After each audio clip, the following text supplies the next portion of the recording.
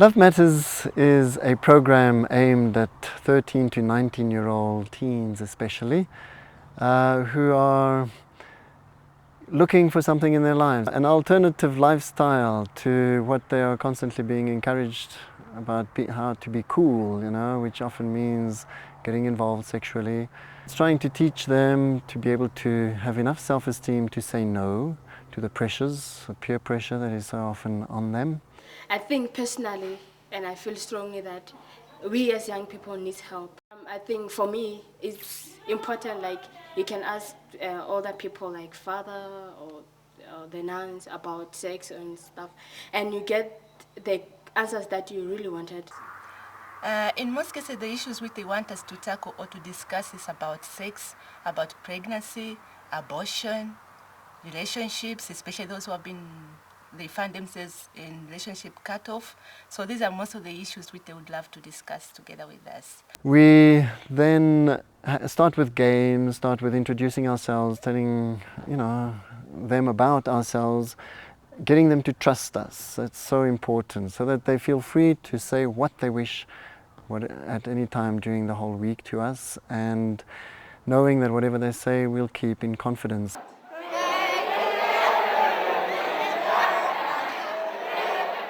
We then introduce the topic. We have a Father Alan Peter, who's also a medical doctor and who is working at Baragwanath and really is faced with the reality of AIDS and of suicides among teenagers and all the problems related.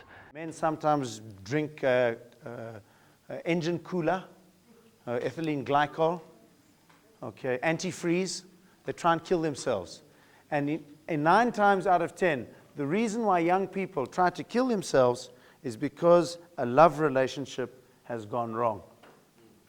The dancing has stopped, the gifts have stopped, the honesty has stopped, the respect has stopped, and it has always been in a sexual relationship. There has never, ever been a boyfriend-girlfriend relationship that has broken up, even if it didn't have sex in it. That partner has never tried to commit suicide. We know as young people that when you get into a sexual relationship and you're not living together, every time you spend time with each other, you want to go there. You want to cuddle, you want to fondle, you want to have foreplay, you want to make love. And you spend all your time in the sexual field, and you're not spending time sharing your values, your intellectual, your physical, emotional, and your spiritual intimacy. You're not building those up. So it's like going in. Picture of AIDS and our own experience. Practically everybody now is experiencing deaths. It's hitting. We can see it, and it sets up an emergency. That we want to respond to. For the time being, we really feel that it's prevention that we need to focus on to save at least a proportion of young people of this country from falling into the trap of AIDS, by the idea that prevention means condoms, but prevention for us means this abstinence and fidelity and building themselves as a person, first of all, as a character who will be somebody who will be attractive and marriage material to somebody else. If we're going to reach the ones who are most needed, if we go just from the AIDS point of view, it's rampant in the poorest of areas. This is where it's growing most. We've got to reach out. These are the people that need the education to enable them to make the choice. And we have to subsidize it. Not everyone knows about AIDS, because people actually can take AIDS as a prank, and it's good if you actually have to come out here at Bosco just for a week. And actually, they teach you a lot about AIDS. My knowledge of things is a lot brighter than it was now, and my opinion to everything has actually changed by, like treating other people now with more respect who's actually got AIDS and who was pregnant and with abortion and everything. I've gotten to treat them a lot more respect. We also try and get them to understand the gender differences, that we are not just physically different, but emotionally relate and approach to life quite approach life quite differently. We are actually quite different because of obviously our physical features and our emotional features, because we don't look for the same things. Yeah. And then because they always look at the deeper meaning, and we guys, obviously being guys, we like to look at the surface and stuff. Nelson, answering your question, we are not different in any way. We have the same emotions. It's just that the difference is the way you were brought up. You were brought up to be masculine. We were brought up to be feminine. One of the biggest problems we have in our country, ma'am, is girls having sex with teachers to get good marks. Which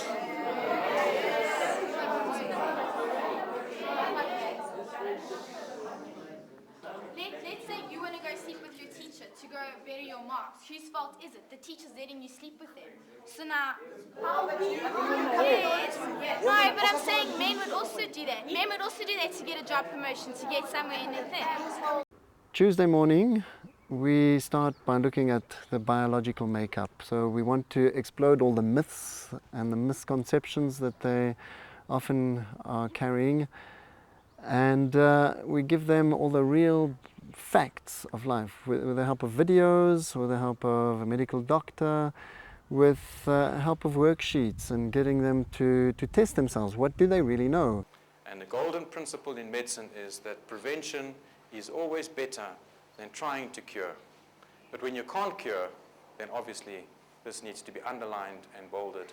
And if there's one thing that you leave this room tonight or today with, is this message here, that you cannot prevent many of the sexually transmitted diseases, and that prevention is better than cure. Sex is a big deal, and this whole love matters thing is just showing us the difference to what we, had already thought sex would be like. No, we're trying to get them to realize that there's much more to a relationship than sex, first of all, that to build a relationship takes time, and so we give them guidelines about dating, about relating to their parents, their brothers and sisters, and also realize that they cannot protect their heart or their mind with a condom, and so they've got to find, the answer in abstinence. Hey, what's up? What's up? Where are you going to the party tonight, man? Hey, Joe, I'm planning on getting with this Michelle chick, because I'm really feeling it. You don't even know her, man.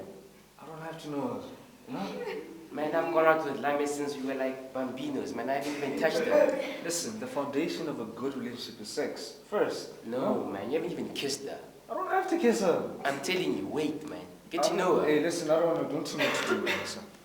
Are you good at relationships, Jenny? Yeah. 3, 4, 5, 6, 7, 8, 9, 10. Let's dance something. Yes, I'm listening, madam. Joyce is pregnant. What? Yeah, what did you say? Joyce is pregnant. We certainly don't support the idea that sex is love, or that having sex will make you love each other all the more. Yes, it will bond you, but if there is no love, it will also then tear you apart. So we try and bring those two fundamental connections between love as being procreative and love being for absolute bonding between two people very clearly and uppermost in their mind, and that they learn.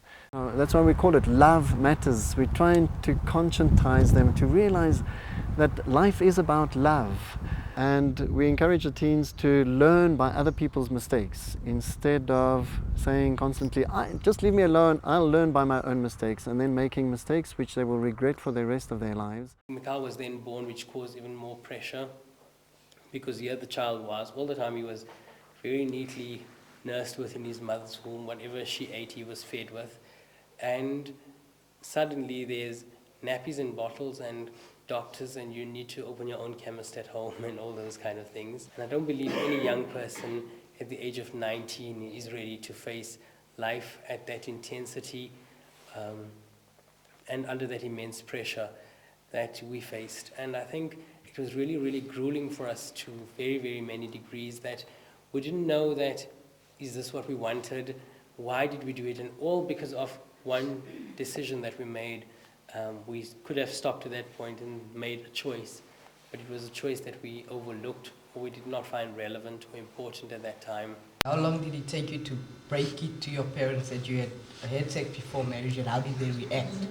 We had to try all our methods of getting rid of the pregnancy first, because at that point, in our own minds, as immature as we were, we thought, let's get rid of it and nobody would even know that this happened, and then continue from there on and just pretend. I believe our lives would have been a great lie. At the end of this week, I really wish every young person present in this Love Matters workshop that as they have received a lot of formation, it will help them to transform into a pure life.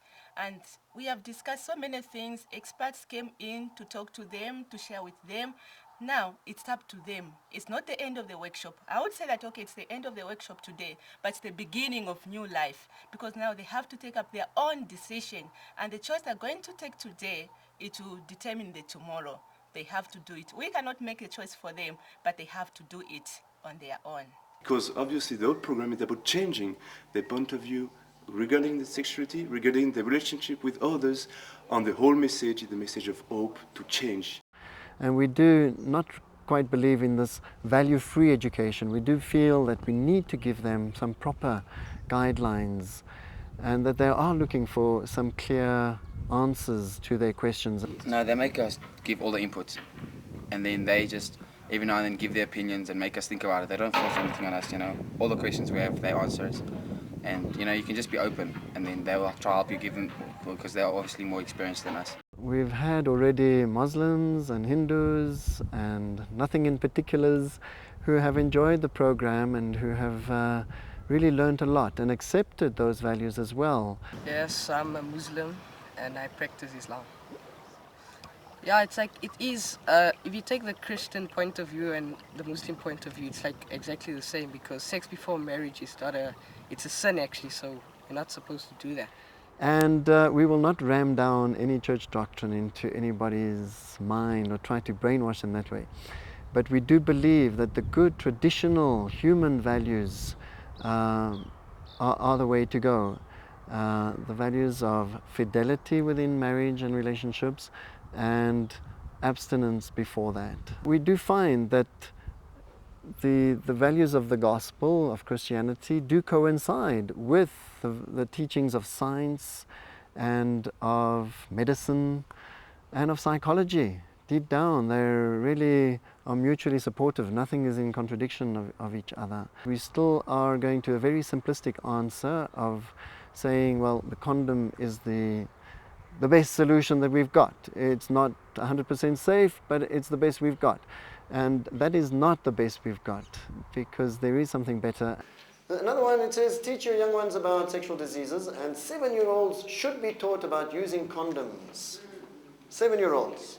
That's what we're being kind of told constantly. Hey? For me, that's a lie. It's creating a false sense of security. It's saying to people, you know, abstain, yes, be faithful, but you probably won't be able to, so make sure you've got your condom at hand, and you'll be all right, you'll be all right. It's like parents, do your parents say to you, there's the car keys on the table, you haven't got a license yet, you know, you ought not use it, but, you know, if ever you do feel tempted, make sure that you wear the seat belt, all right? And as I say always to the teenagers, you might not fall pregnant, you might not catch any nasty STI or AIDS, but you will suffer so much trauma from really getting involved in casual relationships that it will be perhaps just as bad an experience in your life, will jeopardize your future, will be emotionally so traumatic that, you know, the greatest pain that you will suffer will be in your heart and in your mind. You cannot protect your heart or your mind with a condom. One of these catchphrases I keep using. And so instead of the slogans, you know, get wise, condomize, no glove, no love. We try and give them alternatives as no ring, no thing. Chappies, just go around quickly, as many as you can. Excuse me. Thank you very much. I'm sure some would like another one. Help yourselves. If you don't, you can swap your stale one with a fish one. What's the message? Do you get it? This is attractive. This is sexy. This here is not so attractive anymore, is it?